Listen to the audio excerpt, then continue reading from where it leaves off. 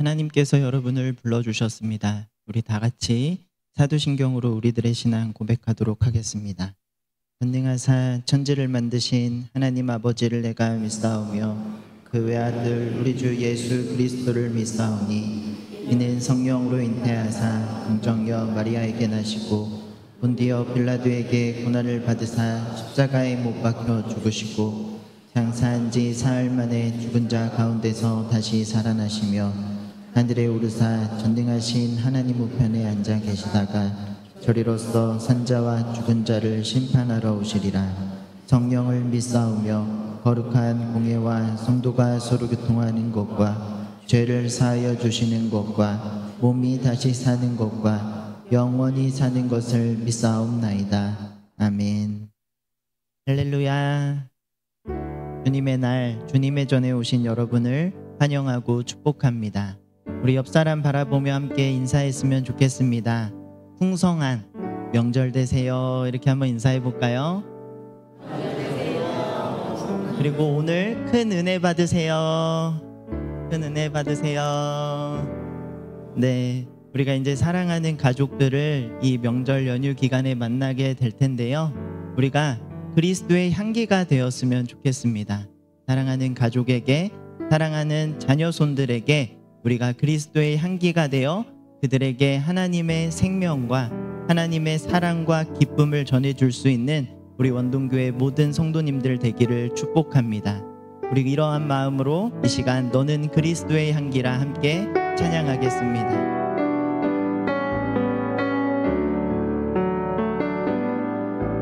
너는 그리스도의 향기라. 너는 그리스도의 편지라. 하나님 앞에서 그리스도의 향기니 너를 통해 생명이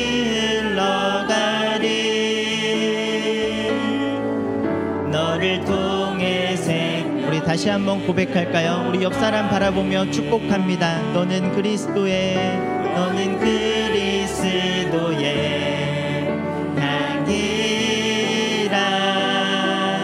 너는 그리스도의 편지라. 하나님 앞에서 너를 통해 사랑이 흘러가리.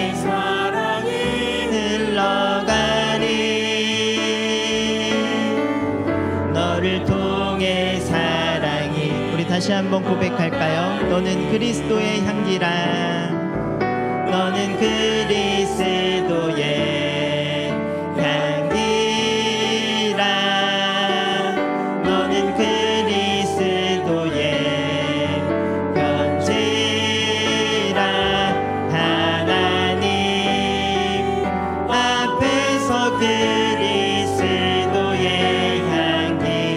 너를 통해 기쁨이 흘러가리.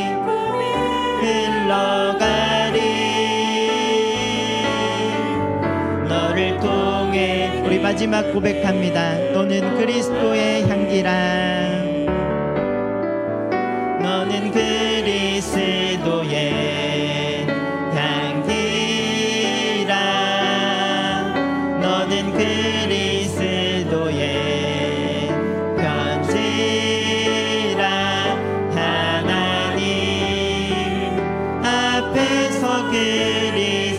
너를 통해 생명이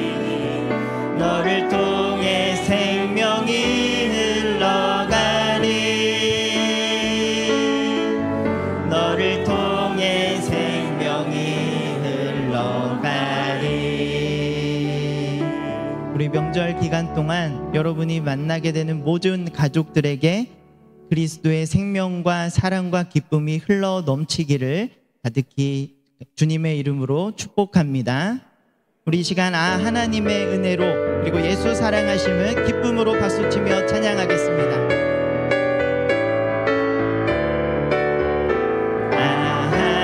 하나님의 은혜로 있을 데 없는 자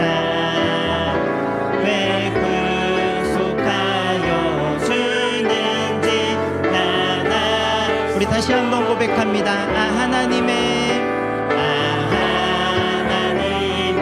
은혜로 있을 데 없는 자 왜 구속하여 주는지 난 알 수 없도다.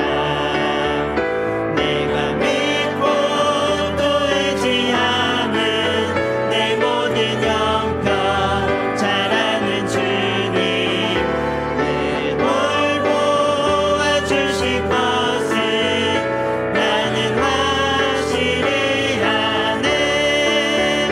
왜 내게 굳은 믿음과 또 복음 주셔서 내 마음이 항상 변한지 난 알 수 없도다. 내가 믿고 또 의지하는 내 모든 영광 잘하는 주님 늘 돌보아 주실 것을 나는 확실히 아네. 왜 내게 성령 주셔서 내 마음 감동해. 주 예수 믿게 하는지 난 알 수 없도다. 내가 믿고 또 의지하는 내 모든 영광 잘하는 주님 늘 돌보아 주실 것을 나는 확실히 아네. 주 언제 강림하신지 옥밤의 홍낮에 또 주님 만날 그곳도 난 알 수 없도다. 내가 믿고 또 의지하는 내 모든 영광 잘하는 주님 늘 돌보아 주실 것을 우리 다시 한번 고백합니다. 내가 믿고 또 의지함은 내가 믿고 또 의지함은 내 모든 영광 잘하는 주님 늘 돌보아 주실 것을 나는 확실히 날 사랑하신 날 사랑하신 날 사랑하신 날 사랑하신 성경 우리 다시 한번 고백합니다. 날 사랑하신 날 사랑하신 날 사랑하신 날 사랑하신 성경에서 예수 사랑하심은 예수 사랑하심은 거룩하신 말일세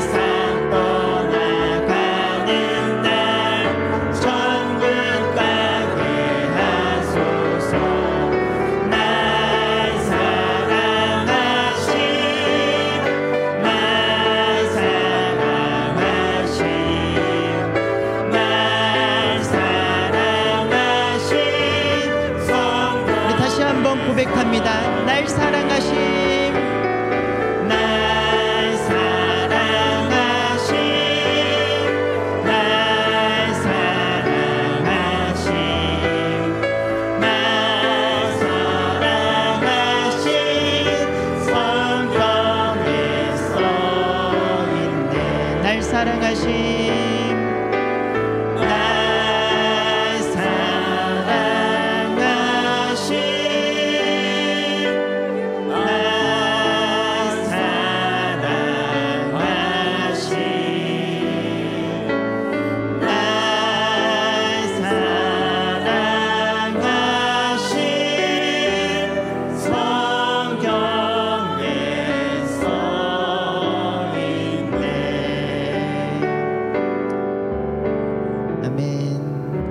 이 시간 완전하신 나의 주, 우리 하나님을 찬양하겠습니다.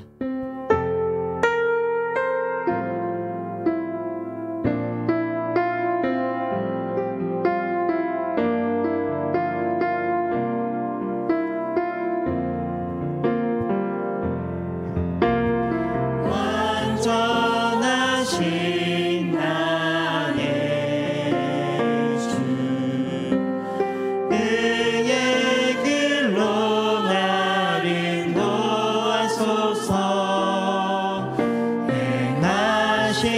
모든 일 주님의 영광 다 경배함. 우리 다시 한번 고백할까요? 완전하신 나의 주, 완전하신 나의 주, 그의 길로 날 인도하소서.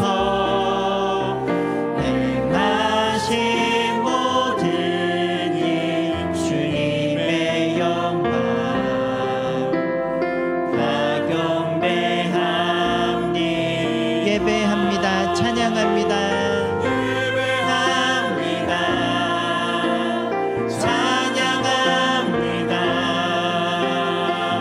주님만 날 다스리소서. 예배합니다. 찬양합니다. 주님 우리 다시 한번 고백합니다. 예배합니다. 찬양합니다. 예배합니다. 찬양합니다. 주님만 날 다스리소서. 예배합니다. 찬양합니다. 마지막으로 고백할까요? 예배합니다. 찬양합니다. 예배합니다.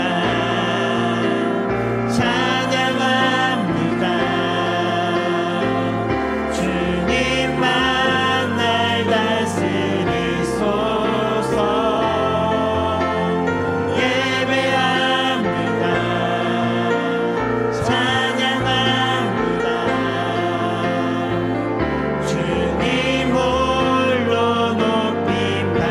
주님보다 앞서지 않고, 주님보다 앞서지 않고 겸손하게 주님의 말씀 기다리니 주님 손에 우릴 드립니다. 우리 처음부터 고백합니다. 오늘 이곳에, 오늘 이곳에 계신 성령님 우리에게 말씀하시고 우릴 가르치소서. 같이 우리 맘 열어주시고 주의 빛으로 밝혀 우리를 인도하소서. 우리 다시 다시 한번 고백합니다. 오늘 이곳에 계신 성령님, 우리에게 말씀하시고 우릴 가르치소서. 같이 우리 맘 열어주시고 주의 빛으로 밝혀 우릴 인도하소서. 주님보다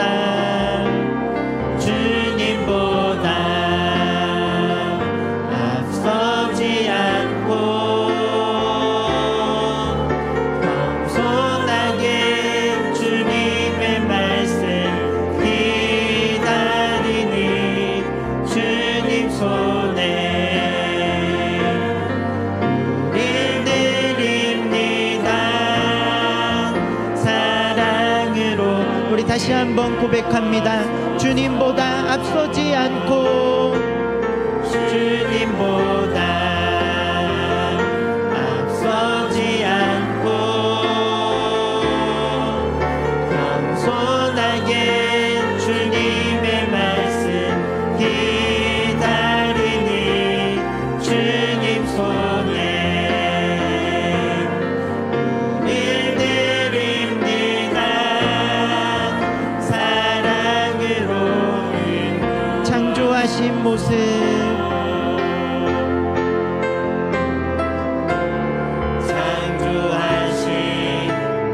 떠난 우리를 예수님과 함께 빚으소서. 주님보다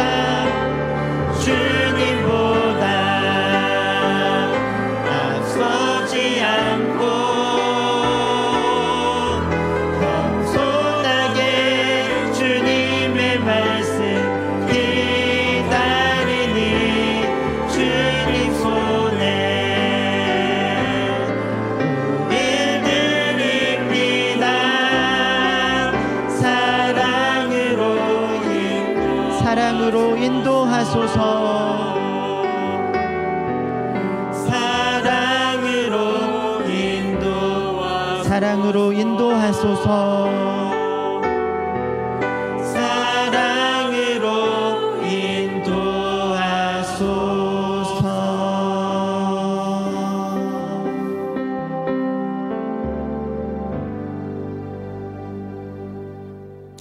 사랑과 은혜가 풍성하신 하나님 아버지, 여름의 무더위 속에서도 주님의 이른 비와 늦은 비로 결실의 계절을 허락하신 것에 감사드립니다.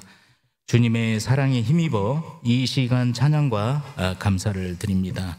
어려운 경제 상황 속에서도 주님의 인도하심을 따라 믿음으로 나아가게 하시고 언제나 주님의 손길을 경험하는 삶이 되게 하옵소서. 이번 명절에 고향을 찾는 성도님들 모두에게 주님의 보호하심을 간구합니다. 고향으로 가는 길이 안전하게 인도되게 하시고 가족 간의 화목과 사랑이 넘치는 시간이 되도록 축복하여 주옵소서. 또한 오늘 이웃을 돌아보고 사랑을 나누는 따뜻한 명절이 되게 하옵소서. 우리 각 가정의 형편을 잘 아시는 주님, 서로를 돌아보며 격려하고 사랑하는 가족이 되게 하시어 어려움 속에서도 주님을 바라보는 천국의 가정이 되길 소원합니다. 추석을 맞아 그동안 멀리 있던 가족과의 만남을 허락하시고 여러 여건으로 모이지 못하는 가족들에게도 주님이 친히 함께 하시어 가까운 이웃들과 화평을 나누게 하옵소서. 믿지 않는 가족에게도 강요 대신 은혜로 복음을 증거하는 시간이 되게 하실 줄 믿습니다. 주님, 올해가 벌써 9월 중순이 지나가고 있습니다. 느슨해진 마음을 여호와로 인하여 기뻐하는 것이 우리의 힘이라고 외치며 남은 시간들을 새롭게 시작하기를 소원합니다. 어려운 상황 속에서도 기도하는 자가 되게 하옵소서. 10월 27일 열리는 1027 영혼사랑 축제를 준비하는 원동교회의 성령의 역사가 임하게 하시고 전도 대상자와 성도님들을 포함해서 1027명이 출석하는 놀라운 기적이 일어나게 하옵소서. 대신방과 양육학교를 준비하는 모든 교육자와 강사에게 피곤치 않게 하시고 이 과정을 통해 신앙이 성장하고 교회 공동체가 더욱 강해지며 성도들의 영적 돌봄이 이루어지기를 소원합니다. 또한 육체적, 영적 질병으로 어려움을 겪고 있는 성도들의 기도소리에 귀 기울여 주시기를 간절히 기도합니다. 우리가 기도하기 전에 이미 응답을 준비하신 하나님, 원동의 모든 기도가 하나님의 뜻을 이루는 통로가 되게 하옵소서. 예배를 돕는 모든 손길에 주님의 은혜를 부어주시고 그들의 가정과 일터에 성령이 함께 하시는 복을 더하여 주옵소서. 원동교회를 위해 눈물과 기도로 헌신하시는 담임 목사님과 그 가정에 특별한 은혜를 베풀어 주시고 주의 종의 입술에 기름 부어 주사 살아계신 하나님의 말씀이 전파될 때마다 우리의 영혼이 반응하는 역사가 일어나게 하옵소서. 예배의 모든 시종을 주님께 의탁드리며 힘든 현실 속에서도 하나님의 음성이 모든 것을 이길 수 있다는 믿음을 주시는 나사렛 예수 그리스도의 이름으로 기도드렸습니다. 아멘.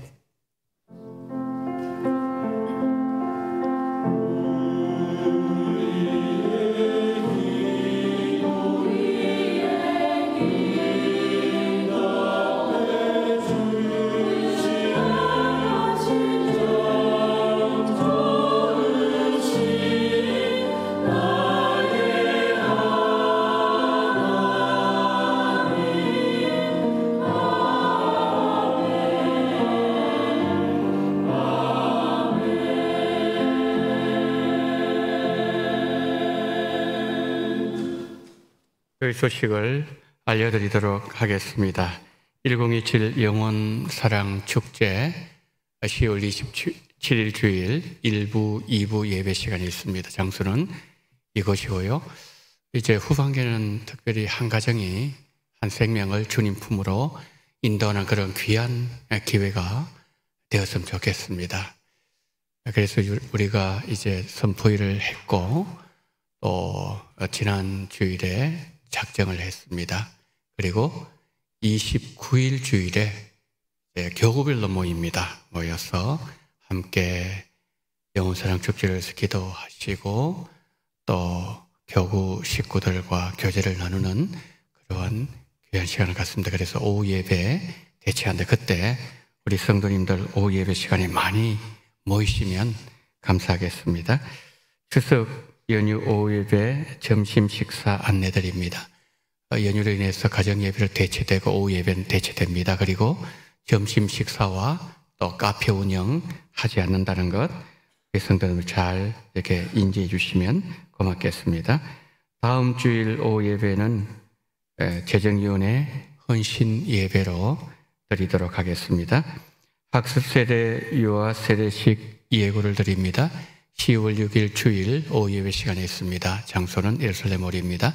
대상은 학습 세대 교육을 받으신 성도님들이고 문답이 9월 29일 주일 2부 예배 후에 당회실에서 있도록 하겠습니다. 정교인 성경 암송대회 11월 24일 주일입니다. 에스겔 37장 주변에 보니까 지금 암송하신 분들이 많이 계세요. 여러분 충분히 한 2달 반 정도 지금 남았는데 다 누구든지 하실 수가 있습니다. 하나님의 말씀을 가까이 하는 것이 내게 복이라고 시편 저자가 말씀했던 것처럼 후반기는 영혼도 구원하고 말씀도 가까이 하는 그런 귀한 시간이 되기를 바랍니다. 이적위원회 대신방 9월 19일 목요일 또 24일, 27일 계속되어집니다. 신방을 받는 가정을 위하여 기도해 주시기를 바랍니다.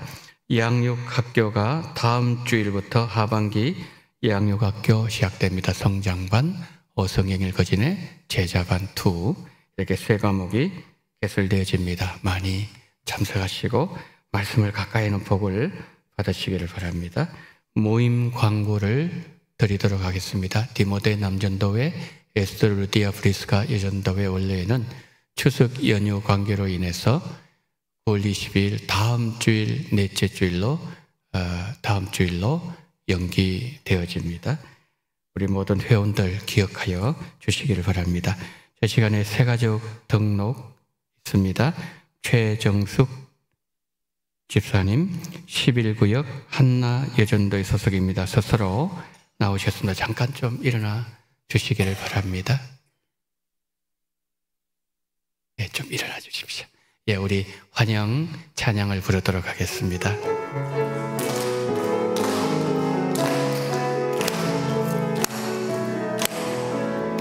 주의 사랑으로 환영합니다. 주의 사랑으로 환영합니다. 자매 안에서 주의 영광을 보며 주의 사랑으로 환영합니다. 네, 환영합니다. 네, 예배 후에 저를 잠깐 만나주시면 감사하겠습니다. 자, 이 시간에는 지난번에 그 광고를 몇 주 전에 드렸는데 원동 걸마루 도서관 그림책 릴레이 후기 영상 잠시 보도록 하겠습니다.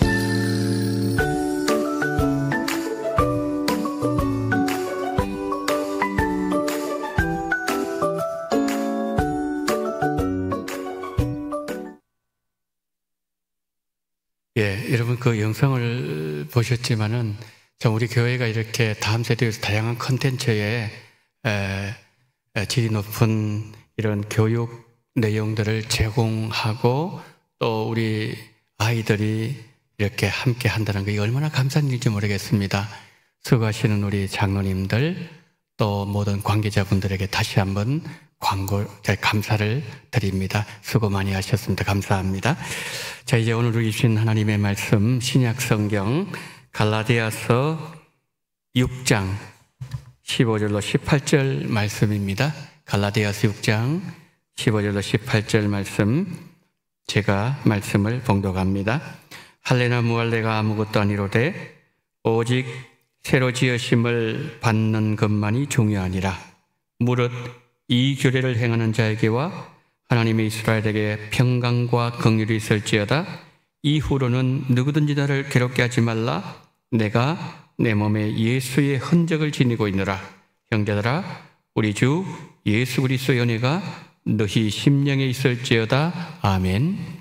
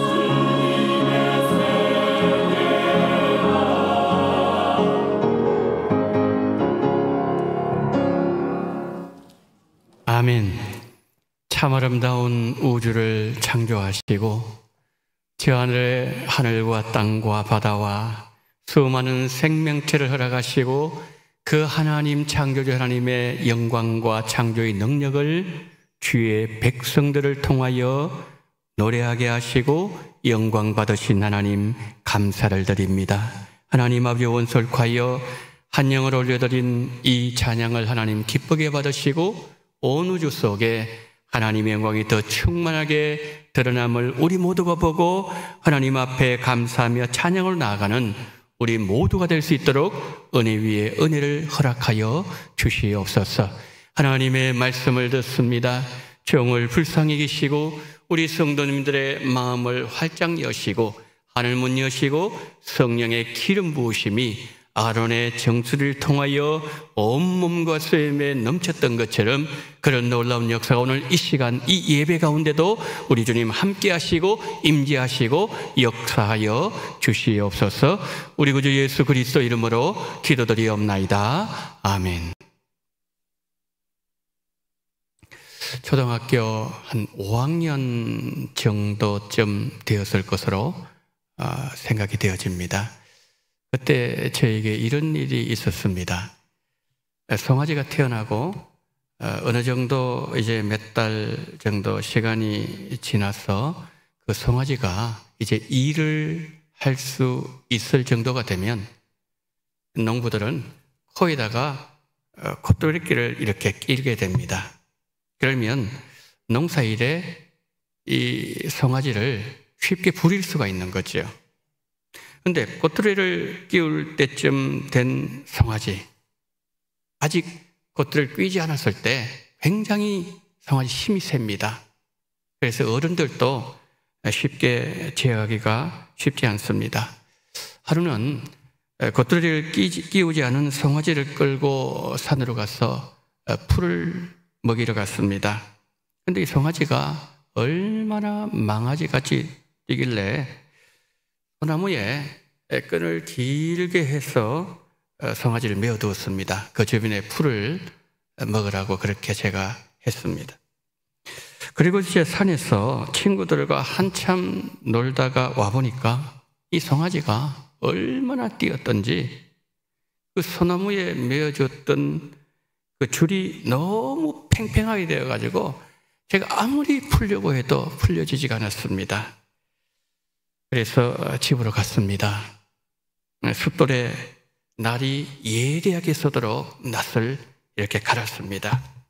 그래서 낫을 가지고 와서 한 손으로는 줄을 잡고 또 한 손으로 그 줄을 끊기 위해서 낫을 내리쳤는데 그 송아지를 메었던 소나무를 쳐버렸어요. 이 각도가 안 맞았다는 거죠. 다시 한번 이제는 정말 힘껏 한번 해보자. 그렇게 해서 힘을 다해서 내리쳤는데 그 날이 아주 날카롭게 서 있는 그 낫으로 저의 이 엄지손가락 우측 손을 내리쳐버렸습니다. 보니까 이 뼈가 드러났는데 허옇게 뼈가 보였어요. 막 이 피가 계속 뚝뚝뚝뚝뚝 떨어지고 있어요.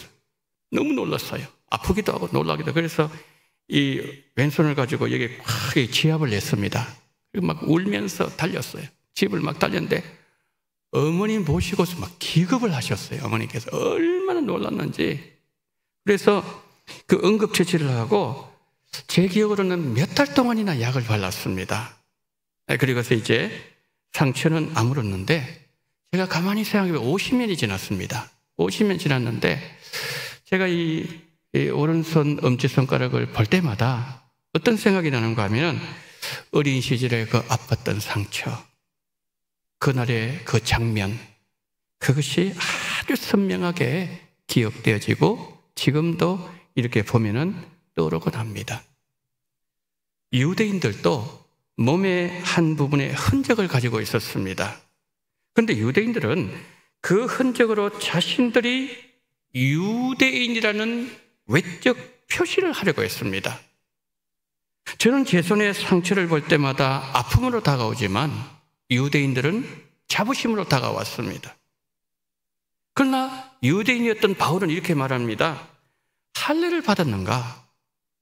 할례를 받지 못했는가? 그것은 중요한 것이 아니다. 그가 예수님 안에서 새 생명을 받은 성도인가? 그것이 중요하다. 이런 바울의 이 말은 내가 예수님을 믿고 거듭나고 새 사람이 되었는가? 이 질문입니다. 그렇다면 예수님을 믿고 새롭게 된 사람은 어떤 사람을 말하는 것일까요? 17절에서 바울은 이렇게 말합니다. 예수의 흔적이 있는 사람. 우리 그리스도인들에게 있어서 예수의 흔적은 매우 중요하다는 말씀이죠. 자, 그래서 오늘 본문에서 첫 번째로 살펴보아야 될 내용은 흔적에 관한 내용입니다. 흔적. 우리가 믿는 기독교는 외적인 부분에 치중하는 종교가 아니라 내적인 변화, 속 사람의 변화를 강조합니다. 그러나 바울 당시에 많은 유대인들은 외적인 부분에 치중하면서 그것으로 자신의 신분을 과시하려고 했고 자신의 존재를 확인받으려고 했습니다. 예수님을 만나기 이전에 바울 역시 예외가 아니었습니다. 외적인 부분을 중요시하는 유대인들이 중요하게 붙잡았던 가운데 하나가 바로 할례였습니다. 할례의 의미, 누구보다도 잘 알고 있던 바울이 오늘 본문에서 할례를 말하고 있습니다. 여러분 잘 아시는 것처럼 할례는 하나님께서 아브라함과 맺은 언약 속에서 창세기 17장에서 나온 것이죠.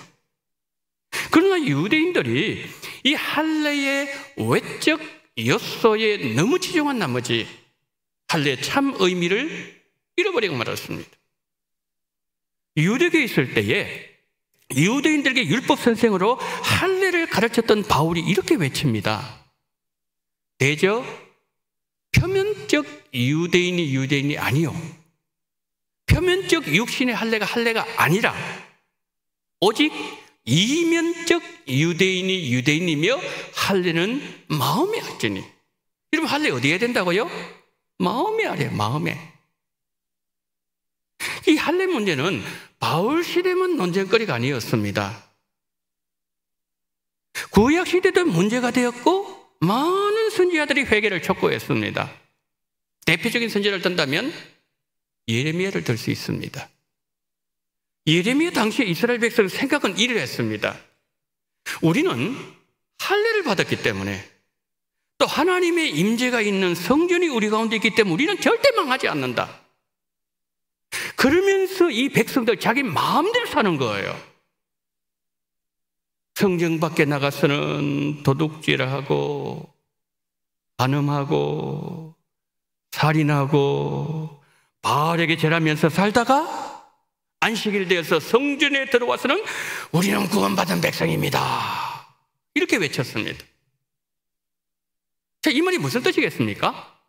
자신들에게 이 몸의 언약의 표시 할례가 있는 한 어떤 행위도 자신들의 구원에는 영향을 줄 수 없다. 이 말입니다. 정말 그럴까요? 여러분, 그들에게 구원의 보루는 몸의 할례와 성전이었습니다. 그런데 여러분, 그렇지 않습니다. 오직 예수님만 우리의 구원의 유일한 보증이 되시고 예수님만 우리 구원의 최후의 보루가 되십니다. 그들에게 예레미야가 이렇게 외칩니다. 4장 4절 한번 보세요. 이렇게 외칩니다. 지금 여기서 예레미야가 외치는 말씀이에요. 유다인과 예루살렘 주민들아, 너희는 스스로 할례를 행하여 너희 마음 가죽을 베고 나 여호와께 속하라.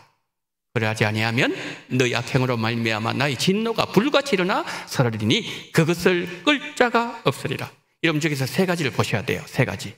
첫째, 예레미야 지금 할례 말하고 있죠? 저기 보시면은. 그런데 예레미야가 할례를 말하는데 몸의 할례를 말하지 않습니다. 어떤 할례요? 마음의 할례. 교회 안에서 믿음의 고백과 예배당 밖에서의 삶이 일치하지 않았고 내 마음대로 살았던 부패한 마음을 회개하고 죄에 오염됐던 마음을 도려내는 마음의 할례를 행하라. 둘째, 마음의 가죽을 베어라 그랬습니다. 너희 마음의 할례를 행하고 마음으로 변화받으라. 그래서 이 시간 이후로는 과거처럼 살지 마라. 예레미야 세 번째 얘기합니다. 나 여호와께 속해라. 마음의 할례를 행하고 마음으로 변화받은 성도가 구원받은 성도요, 여호와께 속한 성도요, 마음 할례가 성도의 마땅한 삶의 모습이라는 말씀입니다. 여러분, 예레미야의 말을 한마디로 요약해 볼까요? 할례와 성도의 믿음의 삶은 자연스럽게 연결되어진다. 자연스럽게. 그래서 우리가 두 번째로 오늘 본문에서 살펴볼 내용은 뭐냐면은 성도의 삶에 관한 문제예요. 성도의 삶.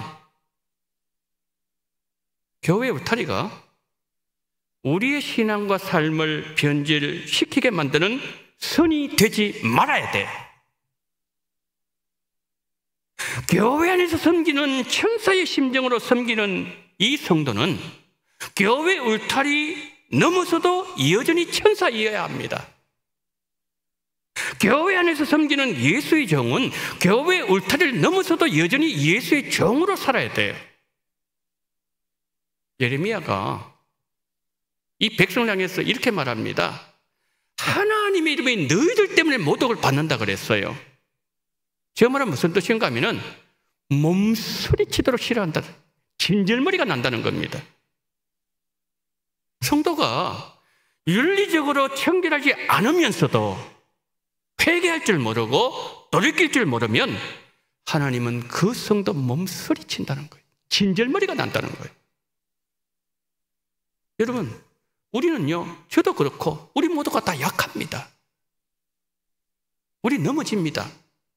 후회도 많이 합니다. 믿음 없이 사는 내가 어떤 데는 미울 때도 있습니다. 왜 내가 이것밖에 안 되는가? 내 믿음 이것밖에 안 되는가? 그러나 중요한 것은 나 연약한 믿음과 내 부족함을 깨닫고 내가 회개했다면 적어도 마음으로 변화된 모습이 나타나야 된다는 거죠. 이것이 예레미야가 이스라엘 백성이 외친 메시지였습니다.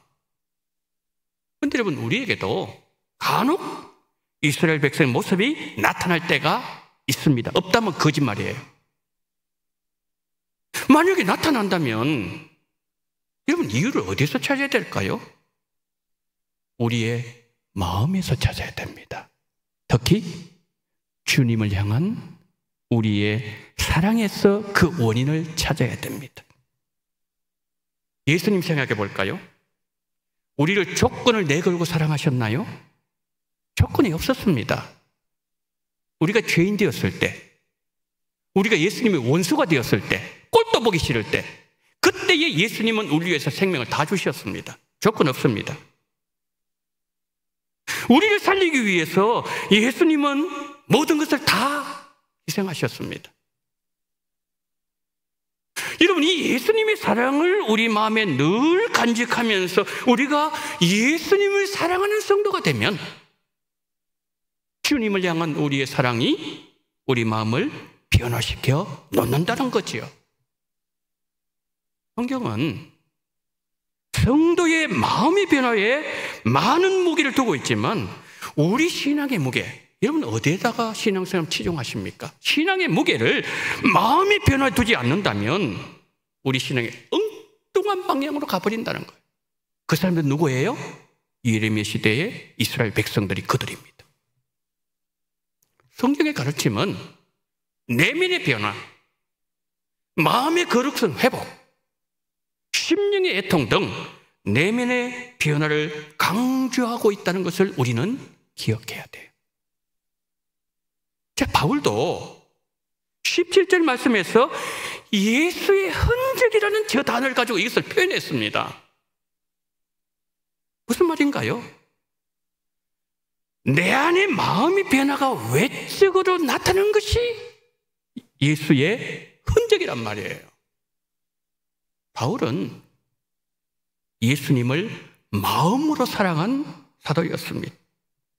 그가 유대인에게 40배나 감한매를 5번 맞았죠. 3번 태작 맞았죠. 줄이고 목마르고 굶고 헐벗으면서도 예수님을 전했던 것은 그가 예수님을 사랑했기 때문에. 바울이 예수님을 전하면서 그의 몸에 남겨진 흔적이 뭐예요? 그것이 예수의 흔적이에요. 이 예수의 흔적을 가진 사람을 16절에서 바울은 새로 지으심을 받은 자라고 말하고 있어요. 그게 예수의 흔적이 뭘까요? 나 지금 예수님 닮아가고 있다. 내가 예수님의 사람은 이 땅을 살아가고 있다. 예수님의 이런 변화가 내 안에서 지속적으로 일어나고 있다는 외적 표시, 그것이 예수의 흔적이에요. 성경은 예수의 흔적을 우리에게 가르치고 있지만 우리 주변을 보면 예수님을 편하게 믿는 사람들이 점점 늘어나고 있는 것 같습니다.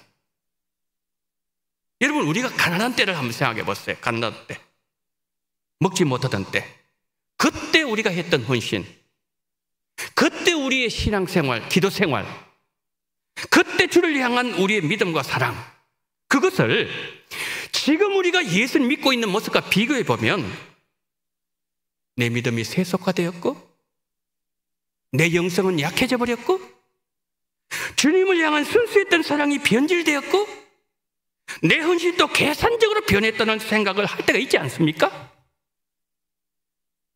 우리가 성경이 말씀하는 대로 예수님 믿으면 손해를 봅니다. 오해받습니다. 힘든 일 생깁니다. 그래서 상처가 남습니다. 그 상처가 뭐예요? 예수의 흔적이에요. 나를 살리기 위해서 양발과 옆구리, 등과 가슴과 이마, 온몸에 멋자고 건적, 가시 흔적, 채찍을 맞으신 흔적을 가지신 주님 나에게 묻습니다. 나는 너를 위하여 내 온몸의 흔적을 가지고 있다. 내 손을 봐라. 내 옆구리를 보고 내 발을 보고 나의 등을 보고 나의 가슴을 봐라. 너희 몸에는 나 예수의 흔적을 가지고 있느냐? 주님의 이 질문 앞에 우리가 세 번째 살펴봐야 될 내용은 예수님을 사랑하라 라는 내용이에요. 한 10년쯤 되었을까요? 교역자들과 함께 여수 있는 예양원을 다녀왔습니다. 손영원 목사님의 숭고한 삶이 깊은 감동으로 제 가슴에 다가오는 시간이었습니다. 정상인들이 나병 환자들이 있는 그 방에 출입할 때는 마스크를 끼고 그리고 소독한 장갑을 끼고 장화를 신고 들어갔습니다. 그런데 손영원 목사님은 맨손으로 들어갔어요. 이것도 안 끼고 그냥 평소 신는 신발 신고 장갑도 안 끼고 맨손으로 환자를 만졌어요. 그들의 손을 잡고 기도했습니다. 환자 깜짝 놀랐어요. 그러면 놀라면서 막 뒤로 물러가면서 경계의 눈빛을 보였습니다. 피를 나눈 부모 형제도 꺼려하고 집에서 쫓아내었는데 100년 해로하겠다고 약속한 아내도 남편도 함께 살지 못하겠다고 버렸고 자식도 더럽다고 쫓아냈는데 이분은 도대체 누군가? 나병 환자들이 뒷걸음치면서 말했습니다. 목사님 가까이 오지 마세요. 목사님 나병에 걸려요. 멀리서 기도하셔도 우리 기도 다 들을 수 있어요. 온몸이 뭉그러진 모습 보면서 목사님은 이런 말을 했다고 합니다. 차라리 내가 나병 걸렸으면 좋겠다. 그러면 가까이 오지 말라고 뒷걸음치는 환자가 없지 않겠는가? 나는 언제든지 그들과 함께 웃고 싶고 나는 언제든지 그들과 함께 아파하고 싶다. AD 325년에 소집된 니케아 종교회의, 그때 목회자가 한 300명이 모여요. 그런데 보니까 대부분의 사람들이 눈이 뽑히고 손이 하나 잘려나가고 다리 하나가 없고 이런 사람들이었어요. 예수님 때문에 고문당하다가 눈이 뽑혔고 팔다리가 잘렸고 예수님을 사랑한 흔적이 온몸에 남겨진 사람들이었습니다. 성찬식이 진행됩니다. 감독이 이런 말을 합니다.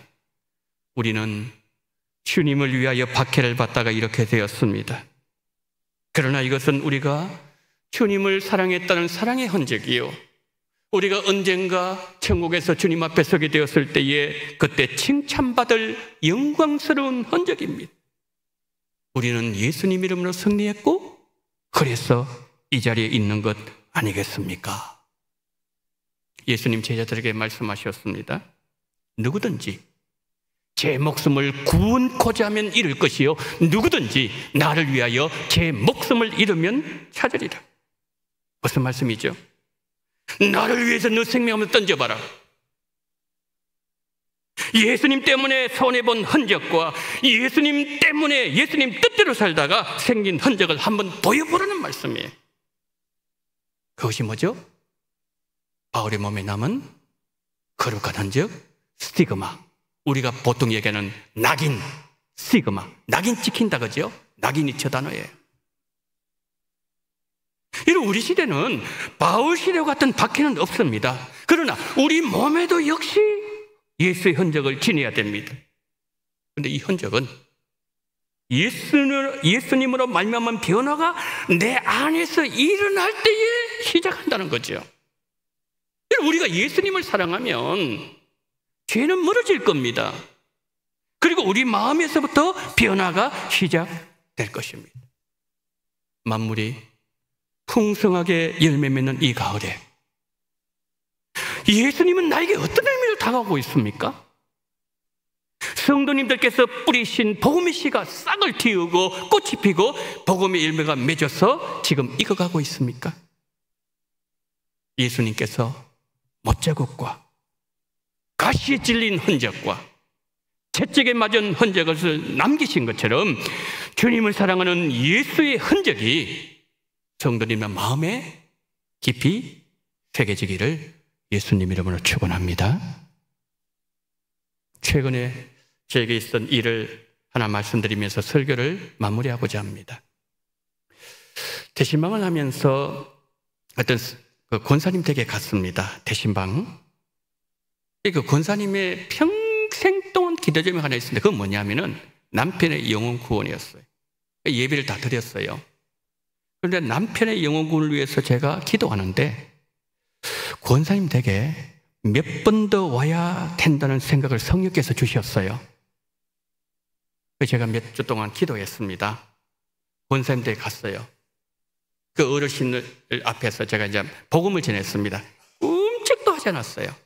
전혀 요동이 없었어요. 그 제가 이제 권사님께 말씀드렸습니다. 권사님, 아직은 때가 아닌 것 같습니다. 이 8월달 가기 전에 제가 다음에 한 번 더 오겠습니다. 그랬어요. 권사님 기도를 많이 준비하세요. 이 신방 날짜 자꾸 다가옵니다. 8월 말에 제가 갔는데 이 신방 날짜 다가오는데 남편은 요지부동이었습니다. 을레보기도 하고 달래보기도 하고 이 방법 저 방법 다 써봐도 통하질 않아요. 신방 받는 전날에 마침내 권사님이 이렇게 하셨다고 합니다. 아니, 당신이 평생 내 말을 듣지 않으면 이제부터 나도 당신 말 안 듣겠다. 이 시간부터 당신 식사 당신이 해결하고 나는 나 혼자 밥 먹고 식사 해결하겠다. 그래서 밥을 해드리지 않았대요. 그 바깥 어르신 연세가 90이 넘으셨거든요. 아니, 평생 동안 아내가 해주시는 그 밥을 드셨는데 90 넘으신 어르신께서 어떻게 식사 문제를 스스로 해결하겠습니까? 저녁이 되어도 밥을 안 주는 거예요. 밤 9시, 10시가 돼도 밥이 안 나옵니다. 권사님 단호하셨어요. 밤 10시가 넘었는데 남편이 이런 말씀을 하시더래요. 내가 당신만을 들을게. 그렇게 번역하셨대요. 다음날 되었어요. 제가 이제 다음날 신방을 갔습니다. 갔는데 이 어르신 방이 저 끝에 있는데 어르신에게 제가 가기 전에 먼저 기도를 준비했습니다. 기도를 막 준비하고 있는데 제가 기도하고 있는데 오셨어요. 소파에 앉으셨어요. 그래서 제가 이제 복음을 전했습니다. 이렇게 복음을 전했죠. 아버님, 우리 모두는 죄인입니다. 죄의 결과는 죽음입니다. 그런데 이 죄 문제, 죽음 문제는 우리 스스로의 힘으로 해결할 수 없습니다. 그래서 예수님이 오셨고, 예수 우리를 위해서 십자가 못 박히셨고, 사흘 만에 부활하셔서 우리 아버님과 저의 모든 죄를 다 해결하셨습니다. 그러면서 제가 예수를 왜 믿어야 되는지, 그리고 예수님 믿으면 어떤 변화가 일어나게 되는지 그것을 설명하면서 복음을 전했습니다. 그런데 복음을 다 전했는데 이 어르신께서 이렇게 반응하시는 겁니다. 내가 예수님 믿을게요. 그 순간은요, 평생 권사님의 기도가 응답되는 순간이었어요. 제가 권사님 얼굴 뵀거든요. 눈에서 눈물이 쫙 흘러내리고 있었어요. 너무너무 감동적인 순간이었습니다. 죄인 하나가 회개하면 하늘에서는 의인 99을 인하여 기뻐하는 것보다 더 영광스러운 장면이 제 눈앞에 펼쳐지고 있었습니다. 이런 바울이 빌립보에 가서 복음을 전할 때 루디의 마음을 여신 성령님께서 권사님 남편의 마음의 문을 여셨고 예수님을 구주로 고백하게 하셨다는 거죠. 사람이 마음으로 믿어 의에 이르고 입으로 시인하여 구원에 이르리라. 지금 로마서 10장 10절 말씀이에요. 로마서 10장 10절 말씀, 그 약속의 말씀으로 천하보다 더 귀한 영혼을 하나님은 구원해 주셨습니다. 하나님이 다 하셨습니다. 하나님께 모든 영광을 돌려드립니다. 사랑하는 여러분, 권사님 가정에 일어났던 놀라운 기적이 이번 전도 집회 때에 우리 성도님들의 가정에도 일어나기를 예수님 이름으로 축복합니다. 초청한 분들 계십니까? 한 100여 분 초청했더라고요, 보니까. 이 초청하신 분들이 그날에 나오게 하시고 그들이 하나님의 말씀을 들을 때 성령께서 마음문 열어주시고 죄인이 돌아오는 역사가 일어나게 하옵소서. 여러분 6주 남았는데 기도로 준비하셔야 됩니다. 여러분들이 전도 대상자 찾아가셔서 예수님 전하고 초청하는 과정에서 그분들이요 부정적으로 반응할 수 있습니다. 그보다 할 수도 있어요. 그 과정에서 우리에게 찾아오는 아픔이 뭐냐면 그것이 예수의 흔적이에요. 예수님을 인하여, 예수님 때문에 우리 마음에 남겨지는 예수의 흔적, 이 흔적은 영광스러운 흔적이요 영광스러운 산키라는 거예요. 이제 6주 남았습니다. 이번 10월 27일 전도 집회는 우리 성도님들께서 복음을 전하시면서 성도님들의 몸과 마음에 새겨진 예수의 흔적으로 인하여 가정구원 역사가 일어나고 믿지 않는 이웃들과 친지들과 전도 대상자들이 주께로 돌아오는 놀라운 기적적인 역사가 일어나게 되기를 예수님 이름으로 축원합니다. 아멘. 자비로우신 하나님 아버지, 6주를 남겨두고 예수의 흔적을 하나님 우리에게 말씀하시니 감사합니다. 누가 진짜 예수의 사람인가? 흔적을 가진 사람이라고 하나님 오늘 바울을 통해서 우리에게 말씀하셨습니다. 새로 지으심을 받은 자, 예수의 흔적을 가지고 예수 따라가며 예수님처럼 살며 예수를 위해 영혼을 구원하며 그렇게 살아간 자들의 말씀에 싸우니 주여 우리에게 이번 가을에 놀라운 예수의 흔적과 더불어 영혼 구원의 역사가 일어나게 하여 주시옵소서. 예수 그리스도 이름으로 기도드리옵나이다. 아멘.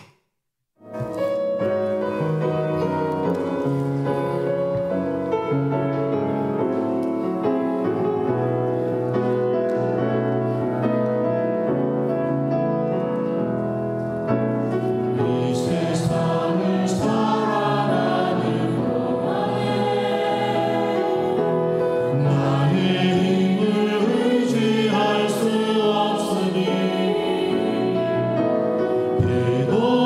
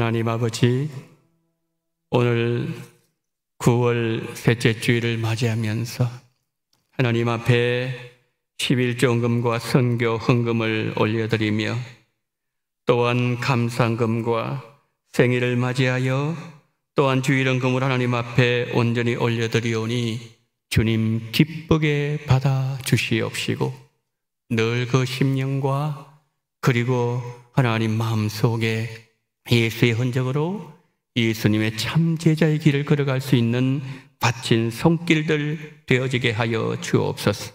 화목한 믿음의 가정 허락해 주셔서 감사합니다. 이사 잘하게 해주신 하나님의 은혜 감사합니다. 주님 안에서 살게 하심을 감사합니다. 은혜 넘치는 한가위가 되기를 원합니다. 집 가까운 곳에서 신앙생활 잘할 수 있도록 은혜를 베풀어 주옵소서. 가족들의 건강을 주님께 맡기오니 지켜주시고 옳은 길로 인도하옵소서. 늘 겸손히 주를 섬기는 종이 되기를 소망합니다. 건강한 신앙, 건강한 가족 되게 하옵소서. 명절 건강하게 보내게 도우소서.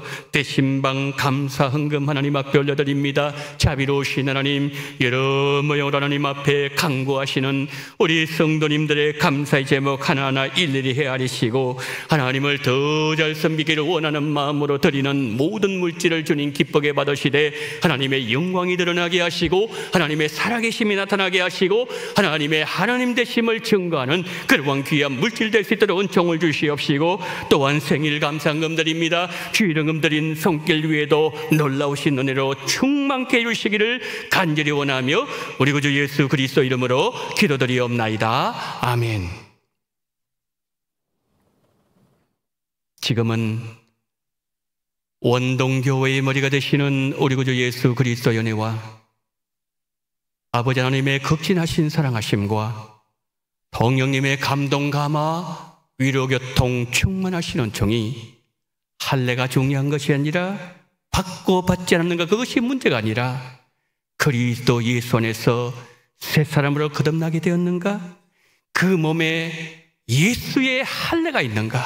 예수를 따라가고 있는가? 예수 안에서 거듭난 삶을 살고 있는가? 그것을 우리에게 물으면서 우리 또한 그렇게 되기를 간구하면서 고개 숙인 우리 원동의 모든 성도님들의 머리 위에와 이 나라 이 민족 위에 지금부터 영원토록 함께 있을지어다. 아멘.